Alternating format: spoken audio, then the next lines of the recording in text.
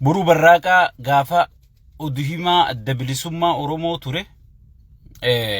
nama gartee qabsoo tanaaf waan danda'u hunda gumaachee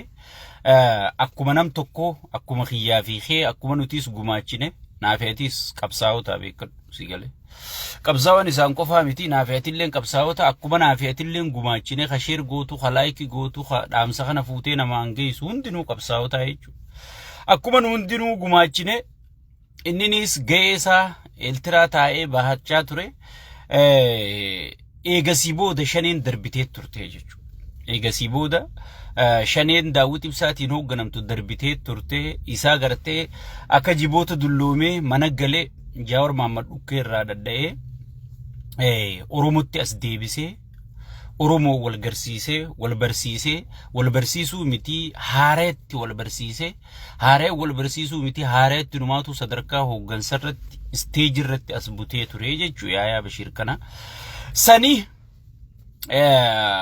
waajjira Prezidaantii naannoo Oromiyaa keessaa nama tokko godheef gaafa dubbiin jajjabaattee Jaawarfaan kara hidhamu fuullichi garagalu waan dhufuun beekamu yoo dubbiin dhufte nama kana dubbisaa jee isaa fi gurbaa Faraan Abdusalaam fi Injuu Sanfaa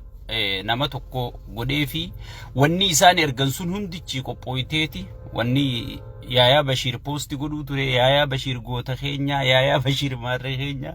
kan isin jettanii kasi jala ori'uu turtan hundi copy paste turte jechu sigale woomachi qophaa'amee as fidamu sigale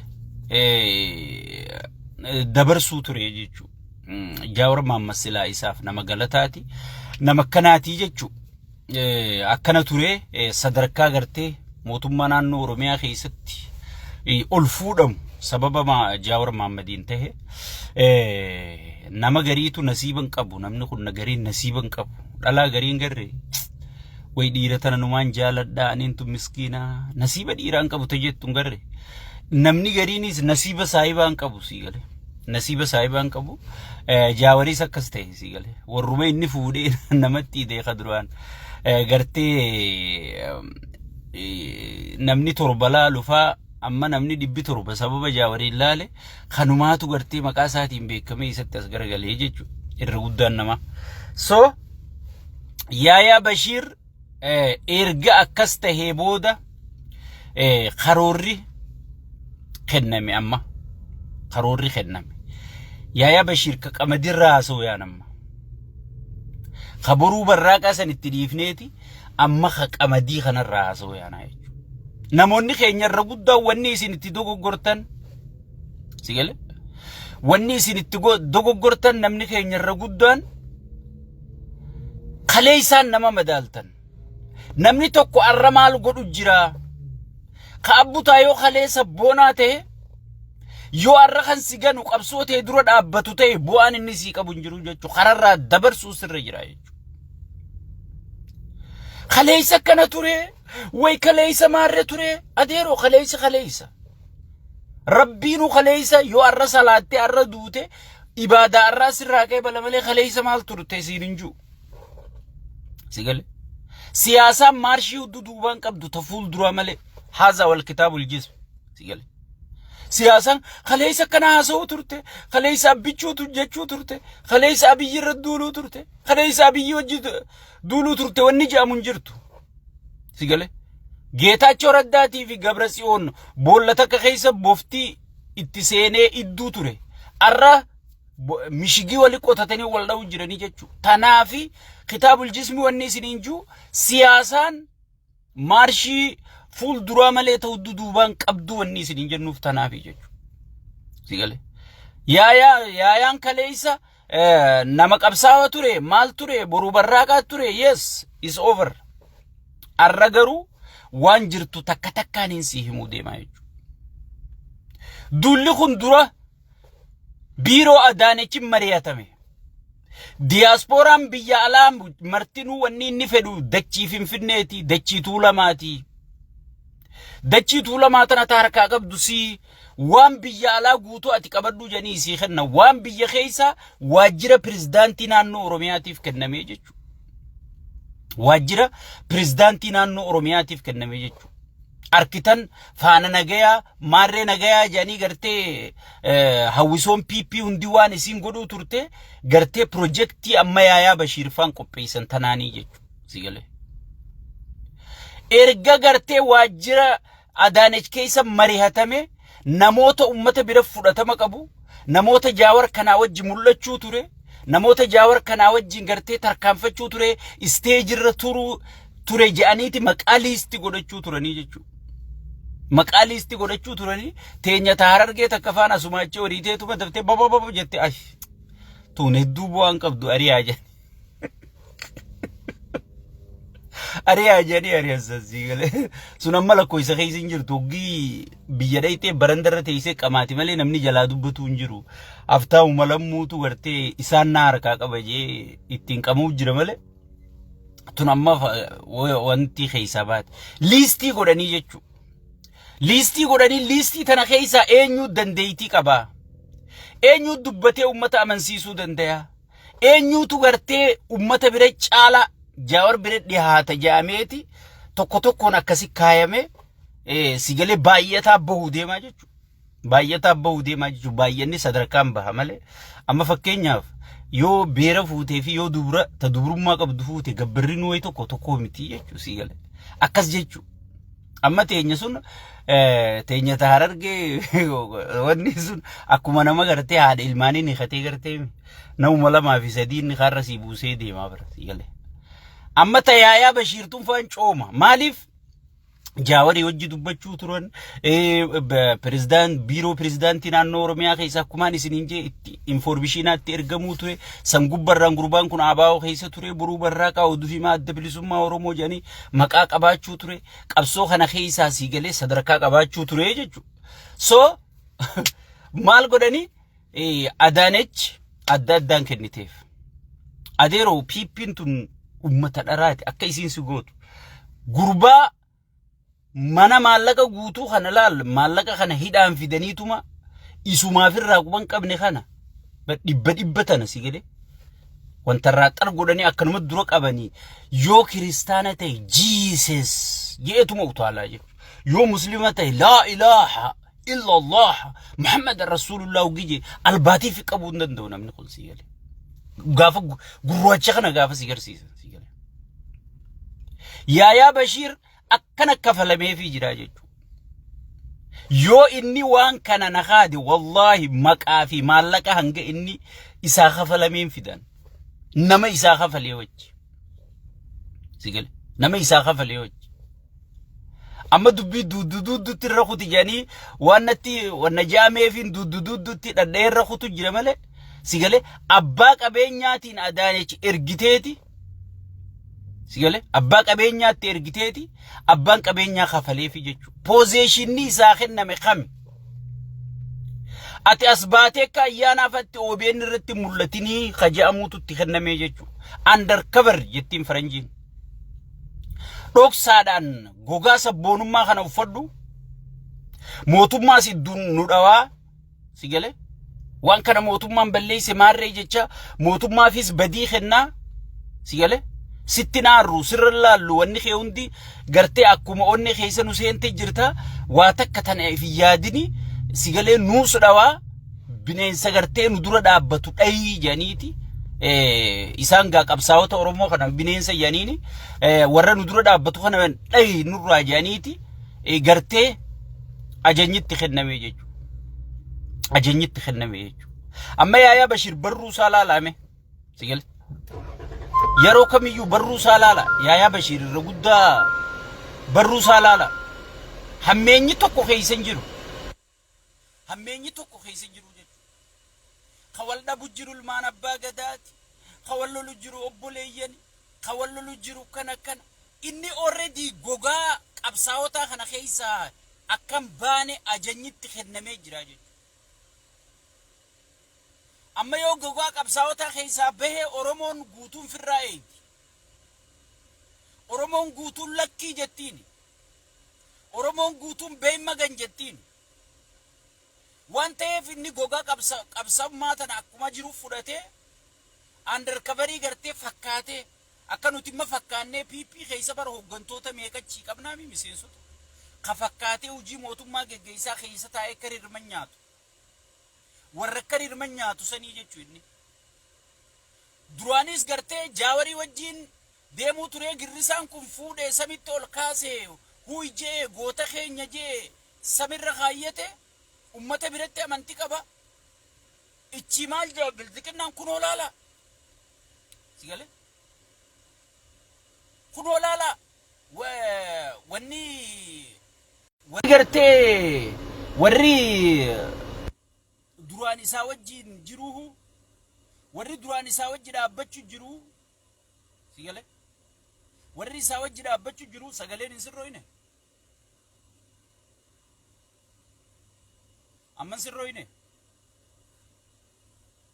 amman sirrooyne sagaleen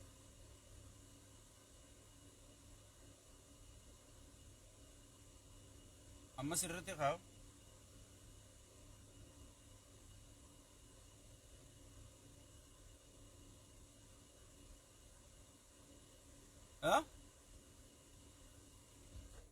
aye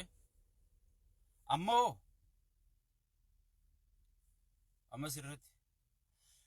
aye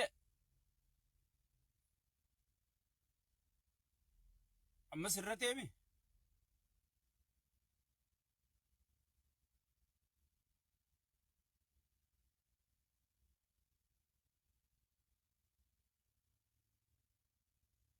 amma sirrate amma sirreessine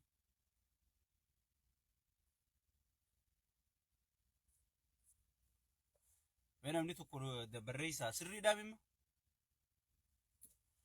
sagaleen sirriidhaa mi ayye thank you so gartee qabsaa'ota fakkaatee gogaa qabsummaa tana uffatee qabsoo keessa taa'ee akka suutaan nyaatu gartee akkasii fi ramaddiin isaa tanaa jechuudha amma fakkeenyaaf akka ayyaanaan amma yoo ajandaan tokko ka'e TikTok mana ijoollee namni lama laaluun darra deemee ajandaa san dhaamsaa jechuu sigale ajandaa san dhaamsaa jechuu akkasi akka oromoon tokko hin taane si wajji taa'ee mootummaa arrabsa inni ordara fudhatee jira sigale amma akka faarsee bulaa biyyarraa telefoona gaddachaasee oriyuu kana garteemi mootummaas akka waan qeequu fakkaate keessaan nan tuqinaa jeetti barreesseeti akka waan qeequu fakkaate ummanninis amantii irratti aboo abalu bar biyya taa'ee sagalee nuutee abalu barichi dhaabbatee sagalee nuutee jaasii galee ummata biraayis amantummaa harkate maal godha ganaa inni hujiin isaa mootummaaf hojjetaa jechuudha sigale mootummaaf hojjetaa jechuudha hujii isaatti fufaa jechuudha gabaabdu sigale soo yaayaa Bashiir kanaatu itti kenname ati duraanii dhageetti qabda girrisalleen si amanaa jaawarilleen gartee amanamummaa si kenne gartee ummata keessa taa'iti kana gartee itti oofii jaaniin saniifuu ummanni keenya wanni irraa ifeeguu qabdan tana nama gartee si fakkaachaa nama gartee nama si fakkaachaa si wajji dhaabbachaa ilmaan abbaa gadaa wallolu jira ilmaan maallee wallolu jira juu nyaatee jira namni sun laal diramee jira lilmee PPT naasi hima sigale oromoo wajji wallolaa jirtu oromoon sirnaa wajji wallolaa jirti sirna mililikna irratti hin deebisin jechaa jirti daangaan kiyyan saamamin jechaa jirti duuti hanarraa dhaabbattuu jechaa jirti buqqaatiin hanarraa dhaabbattuu jechaa jirti gudeeddiin hanarraa dhaabbattuu jechaa jirti mee oromoon amma sirnaa wajji wallolu jirti moo oromoo wajji wallolu jirtu tami warri immoo sirna kana dhaabbatee ittisu sigale warri sirna kana dhaabbatee ittisu bahi deebii sagalee hunda geenya kanaaf warri sirna kana dhaabbatee ittisu warra gartee sirna san tajaajilu gaachana sirna malee oromoo miti jechuudha warra oromoof oromiyaa tajaajilu miti